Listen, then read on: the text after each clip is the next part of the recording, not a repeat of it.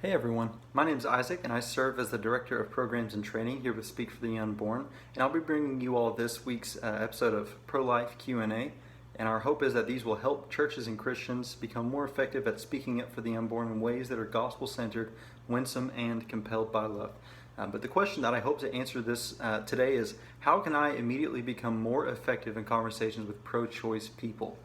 So this principle will work in any context, but it will look different in every conversation, depending on whether you're sidewalk counseling or speaking with pro-choice friends and family members. But basically, strive to be very intentional about showing genuine concern and compassion when speaking to pro-choice people. So this might sound common sense, but it can be very easily missed, especially around the issue of abortion. So, number one, why should we do this? God commands us first to be motivated by love. 1 Corinthians 13 instructs us basically that no matter what we do in ministry, no matter what we say, no matter what we do in God's name, it's all pointless, it's all meaningless if our motivation was not love. And it can be possible to serve in any kind of ministry out of self-righteousness, just as the Pharisees did. So it's important that we have genuine concern for the people that we're speaking to. But also our goal is to persuade and change minds, not win arguments.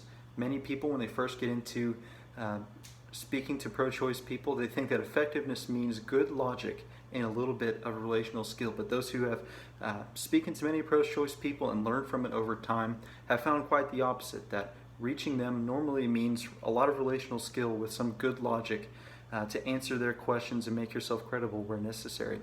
But we need to understand that we live in a very divided world where everyone's able to consume all the one-sided media that they want. The issue of abortion especially is supercharged, and both sides tend to think of the other side as other and less than human.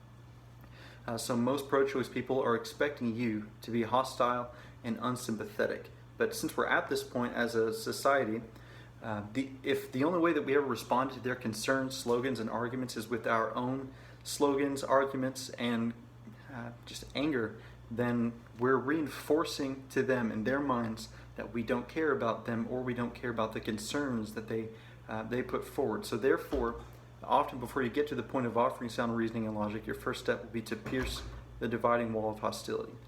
So the first thing to show genuine compassion is to think about your facial features, your tone of voice. What are you conveying to them? Is it friendliness? Are you inviting conversation? Are you expressing genuine concern, or do you seem hostile and unapproachable? But also, once you get into speaking to them, you want to try to find some kind of common ground. Listen to what they're saying, and never compromise on the issue of abortion or on any kind of truth, but affirm the concerns that they have as genuine. Deception has some level of truth. So you can find the real concern that they're putting forward and agree to what extent that you can without agreeing with their solution of abortion. Pro-choice people tend to think of themselves as compassionate towards women and people who are hurting. And if you don't affirm the real issues that they're presenting, and you immediately go into why abortion is the wrong answer, most pro-choice slogans are actually set up to make it seem as though you don't care about the concerns that they put forward. So you need to intentionally address the concerns that they put forward. If they mention rape, if they mention financial struggles, or if they mention bodily autonomy, it's important to address those things, to express the real concerns around those things, and that we should be able to have genuine concern for people in those who suffer. If we have a hard time experiencing sadness at the thought of rape, then we shouldn't be out there in the first place. We should not be. We need to check our own hearts. But when we express genuine concern, then people are going to be much more likely to listen if they know that you genuinely care for them and for women in crisis pregnancies, and if they feel safe changing their mind around you.